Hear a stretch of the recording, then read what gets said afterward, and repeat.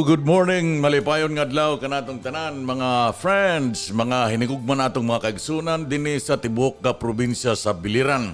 Ug maabot ning atong broadcast, we are broadcasting live dinhi sa Radyo Natin FM, Naval Biliran. Kumusta kamo ang walo ka mga lungsod na nasakupan sa atong island, paradise of Biliran na kung naginaot nga namo sa mayong panglawas ingon man sa maayong pang huna-huna. Today is January 17, ika-17 na diyay nga adlaw karon sa bulan sa Enero. Hello, Lisel Usabel is also is already watching, and Christine Kempis is also watching. Okay, welcome sa atong tulamanon na Sibya sa probinsya sa Biliran. Aron kita makapamayag og mga impormasyon, mga palisiya, mga programa o serbisyo sa atong provincial government ipinagi sa leadership ni Governor Gerard Spina. Kumusta ka mo, ha? Ang atong panahon is very windy. Matugnaw ang atong panahon na may tungod sa amihan, mahangin-hangin, ha? Nindot gihapon ang mahangin-hangin ningunan nga mga weather condition nato. Dito sa uban nga lugar, sa ulan lang, na nagbabaha. Pasalamat kita dinhi sa atong probinsya nga dili kita gimbabaha. Today is Wednesday, ika-17 na diay karon ano. Uso karon ang kapiestahan. Nagpiesta po lang ani sa Barangay Santo Niño at natong naglabay nga Lunes, Lunes. Og sa unsa ni sa Kabukgayan and Biliran, ha? Okay. Ang atong mga balita karon, daghan kini nga atong mga balita nga ipapadangat kaniko. Kumusta diya ang atong tubig, ha? May good news kita sa tubig. Kay may assistance nga gihatag, ang worst 5 million will be allocated as rescue financial assistance to the Naval Water District. Kaya nagpo-problema kita sa tubig kay primero drought daw. And ang piping, nagkikinanglan man daw og pundo ang atong Naval Water District. As per request for the purchase of pipes that can lead to other sources of water. Funding from the PDRRM Trust Fund will be utilized for this matter. May tungod kini nga problema diya sa atong Naval Water District. Makakatabang na kini nga worst 5 million pesos, ha? Manager kinsa ni engineer kinsa pa ni manager diha. This is 5 million pesos. First quarter of 2024 joint meeting of the PDRRMC and PSWMB and PDC. Among the agenda discussed will be the incoming El Nino updates on solid waste management in LGUs and traffic routes. Okay. This was attended by the local executives, ang mga mayor sa magkalain-lain nga mga lungsod nga saan ay message ko kung tapos ka. Og mga department heads ug national agencies and uban pa ng mga council. So Eulalio Maderaso, si Engineer Eulalio Maderaso, this 5 million pesos, ha, nga ginalutaga as rescue financial assistance to the Naval Water District. So makakatabang na kini nga maka-generate kita og tubig. So, ang kaniyang kuan man ni ang pagtagatubig, ang kuryente pod nato mga kaigalaan, according to GM Ulidan, Gerardo Ulidan of the Biliran Electric Cooperative, mag-ooperate na daw ang Biliran Geothermal Incorporated or BGI ug makakahatag sa Bilico og 2 megawatts of electric power to Bilico within this year, 2024. Okay. Nagingon pa siya nga ang power rates mububo, mukunhod. Ha? and more stable power source to the town of Caibiran, Culaba, Biliran, and Kabukgayan will be realized once this come into fruition, comes to a reality. Hapit naman po ng Biliran na Geothermal Incorporated mag-operate. Makakahatag daw sila og 2 megawatts of electric power diya sa atong Bilico within this year of 2024. So nindot kini nga mga balita nga atong dala karon na. Ang tubig may 5 billion pesos nga giilotaga as rescue financial assistance ngadto dito sa water district, og ang Bilico makakadawat pod sila og 2 megawatts nga electric power sa Bilico. So hinahinay na nga mag-i-improve ang atong probinsya. Ha? Ang Caibiran, Culaba, Biliran, ang Kabukgayan, maghinahinay na kita nga mag-i-improve, magde-develop na ang atong kuryente. So di na kita magpo-problema magsigig brown out. Ha? Ug mahal ang baredanan sa kuryente. Kaya ingon pa ni Engineer Ulidan, mo decrease ang power rates, mukunhod ang power rates. Ambot lang sa inyong mga tanawa daw sa inyong mga resibo kung dako pa ba gihapon ang baredan sa kuryente. Okay. 18 minutos ang nakalamay sa alas 11. Ug nagpaminaw lang gihapon kamo sa atong tulumanon, Sibya sa probinsya sa Biliran. Okay. Diya ang wow, kang Congressman Jerry Boy Espina. Biliran Multipurpose Building Projects for Fiscal Year 2024. Baad daw kadaghan kini nga mga mihuras nga implement diha sa kalinlain nga mga barangay, mga covered courts diha sa tibuok probinsya sa Biliran. Okay. Kang Congressman Jerry Boy Espina kini, ha? Biliran Multipurpose Building Projects for Fiscal Year 2024. Okay, unahon nato ang Barangay Santo Rosario Gymnasium completion dinhi sa Nabal. This is worth 20 million pesos. Ha? Sa Barangay San Pablo Covered Court, 7 million pesos. Tama. Okay, 7 million pesos. Sa Barangay Emilda, kumusta diya mga taga-Barangay Emilda? Covered court. Covered court diya ba basketballan ba? This is worth 5 million. 5 million pesos. Sa Barangay Locsoon Covered Court, may 5 million pesos po sila. Sa Sitio Kugon, Barangay Larasabal, Sitio Kugon, Barangay Larasabal, Covered Court, na ay 5 million pesos. Okay. Barangay Villa Caneja, Covered Court, 5 million pesos. Ang Barangay Lico, Covered Court, completion, din sa Nabal, makumpleto na ang Barangay Lico Covered Court, may 2 million pesos. 2 million na lang diya.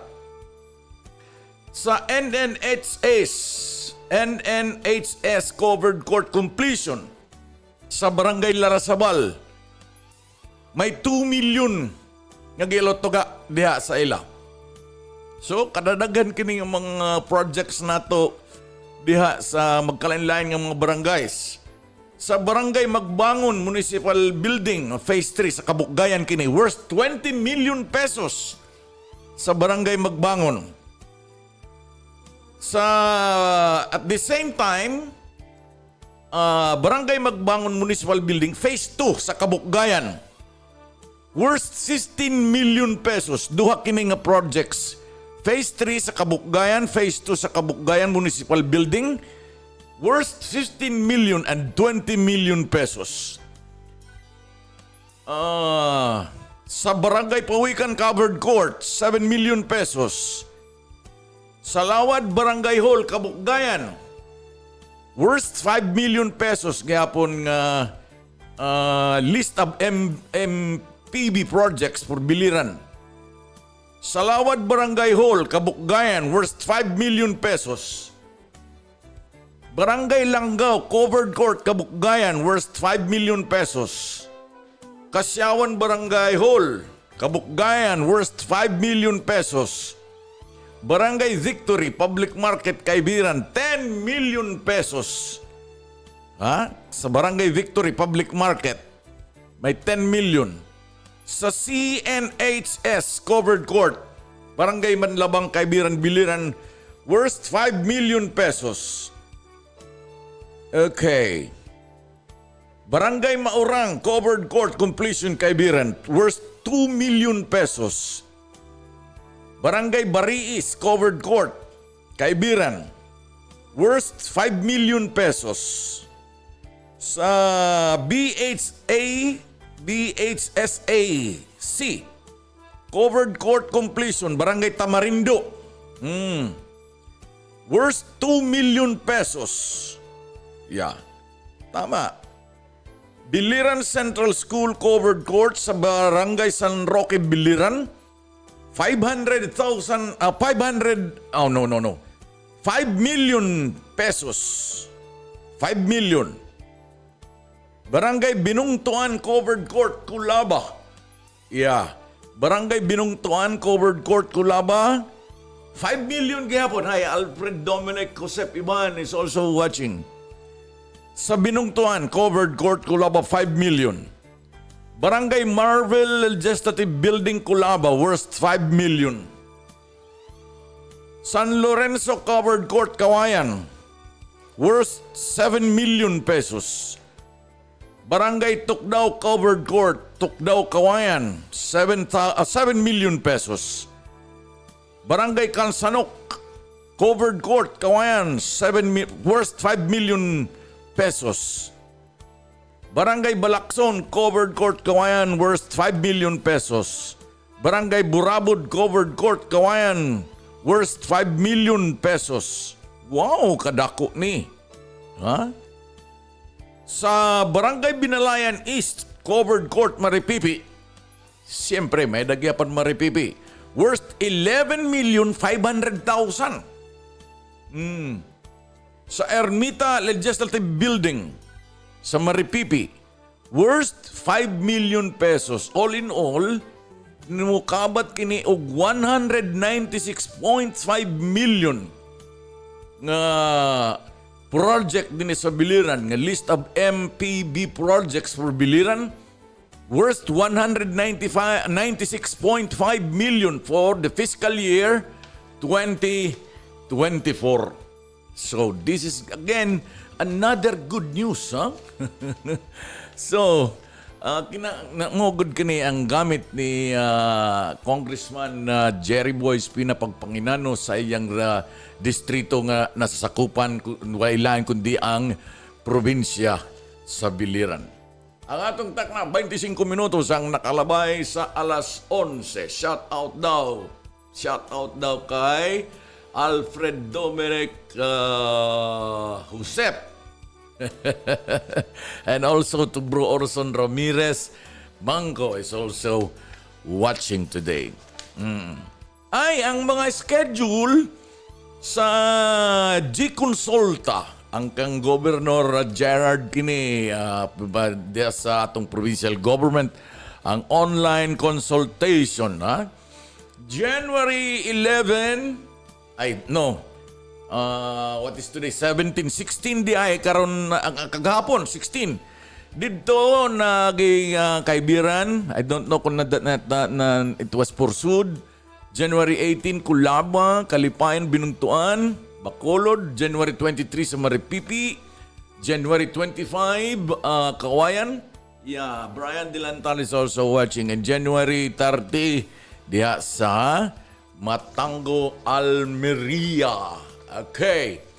Nindot ang atong panahon karon. Sometimes it rains, pero it's windy. It's windy at the park. Nindot suroy-suroy kay, labi na karon kay January. Come to our province of Biliran. I am already inviting you to kanang mga naminaw dito sa gawas sa Biliran. come to the province of Biliran and witness and savor sa nindot nato nga mga say tawagan mga beaches and waterfalls. You may come and visit to the province of Biliran. Okay, gipaybarohan buatanhan Police Regional Office number 8. Publiko nga ang sarakyan nga may ada plate number ZJY 171 nga may ada usa nga official plate number nga gingaranan han Regional Director han Police Regional Office number 8 indiri konektado hini nga opisina nga diri gintatag-ihaan han Regional Director han PRO8. Paibalo sa tanan nga mga may nagugunit og sakyanan ng publiko nga kung may ninyo na ilhan nga mga ida plate number nga ZJY171. Nga may ada usa nga official plate number nga gingaranan han Regional Director han Police Regional Office number 8 and diri konektado ini nga opisina nga diri gintatag-ihaan han Regional Director han PRO8. Ang paggamitin sa rakyan, ang mayada diri otorisado nga plaka ni usa nga pagtalapas sa balaod.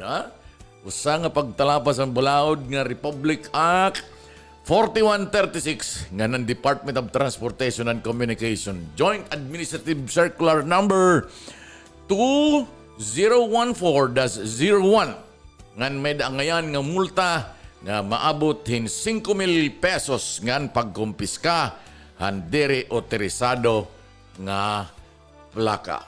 Okay. Shout out daw, idol. Okay. Sa DTI kini, pursuant to Presidential Decree 1572, the Department of Trade and Industry din sa probinsya sa Biliran Province reminds service and repair enterprises to file their new application for service and repair shop accreditation on before the last working day of January. Pakabati ka mo mga tagiyag mga repair shop. Kanang mga unsa na dira kanang magpaayad ka mag motor, kanang mga mekaniko, magpaayad og ref and air condition, ang mga tagiyan ni ana.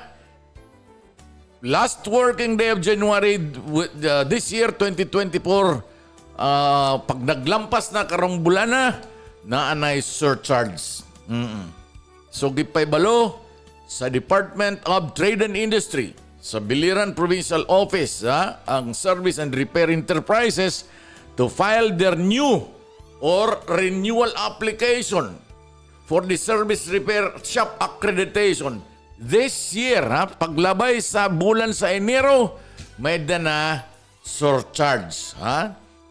Section 1 of the said decree mandates all enterprises and technical personnel engaged in the service and repair industry to apply the accreditation with DTI, which is valid from date of issuance up to December 31st of the calendar year. So aron malikayan ang mga penalidad, kindly ngadto mo sa Department of the Trade and Industry din sa probinsya sa Biliran. Late renewal is subject to 25% surcharge and administrative charges. Magpapadugay-dugay pa mo. There are 6 categories of the enterprises repair. Johnny Mendoza is also watching. There are 6 categories of service enterprises or repair. Kanang motor vehicles and heavy equipment, engines and engineering works, machine shop, electronics and electrical, air conditioning and refrigeration, medical and dental equipment, office machine, data processing equipment, and other consumer, mechanical, and industrial equipment, appliance, or device. Requirement for shop accreditation includes the original e-copy or electronic copy notarized completely sealed up application from the undertaking, warranty signed by the owner, or authorized signature, authorization or secretary's certificate. So kinanglan ka mo kaning mga unom ng mga enterprises, kanang mga shop diha, ha? Motor vehicles and equipment, engines and engineering works, electronics and electrical, air conditioning, refrigeration, medical and dental equipment. Pwede gyapon kini. So file your service and repair enterprise. File your new or renewal application for service and repair. Aron na dili na mo magbinayad sa mga surcharge or penalty. Ang atong takna 32 minutos ang nakalabay sa alas 11. Mayon ni kay di na kita magpo-problema sa tubig. Ay, may gamay pagad kay what is 5 billion. Basing kulangon pang 5 billion nga hatag ni sa atong governor. Kang sa Naval Water District, kang sa atong managers, Engineer Lulalio Madraso, and also the Board of Directors, di nagad madugay matutuhay na kini nga atong pagtagatubig kay nagmeeting ang PDRRM and this is the fund of trust fund of the PDRRM, first quarter joint meeting of the PDRRMC and PSWD.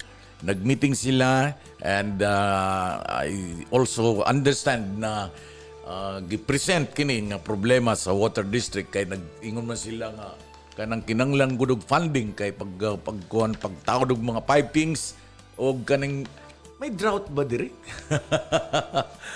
Papaminaw ko kumbaga tubig lang pag-istoryahan, dagang kitang tubig, dagang tubig, wave drought. But anyway, we will wait for the development nga magkamayada na eksakto nga pag-supply sa tubig sa tanan nga tanan nga nagkikinanglan og tubig. Shout out Boss Aldrin here in Barangay Santissimo Rosario sa lanog-lanog programa, naglanog-lanog daw kuno. Gikang kang Ronald Pakulan Nakila.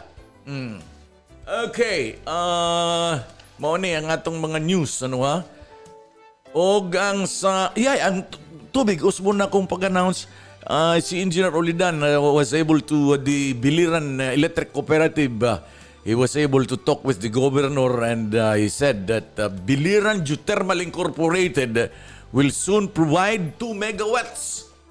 So makakadugang na kini nga electric power sa atong Bilico sa 2024.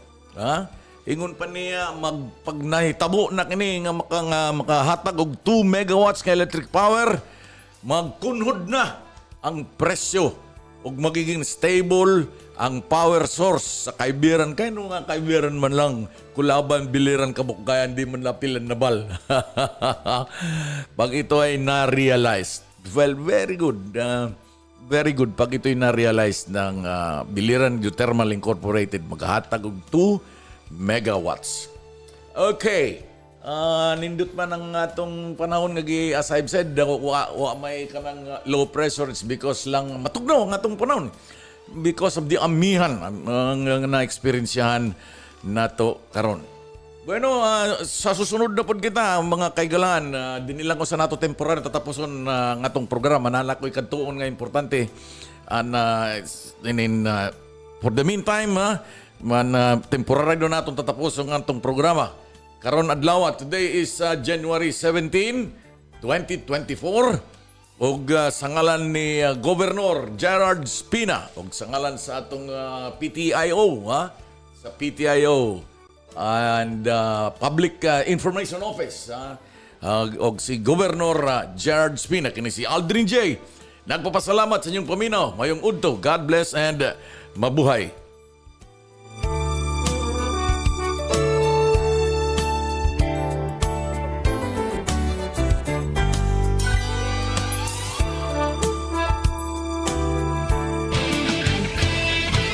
Kapuyanon, imong katungod ang mahibaw sa kalihukan sa provincial government. Nahimugso ang programa. Sibya sa probinsya. Aron mahibaw ka sa mga programa o kayuhan nga imong maangkon. Sibya sa probinsya. Inyong makauban si Aldrin J. Sibya sa probinsya. Matag adlawng Miyerkules sa alas 11 sa buntag hangtod sa alas 12 sa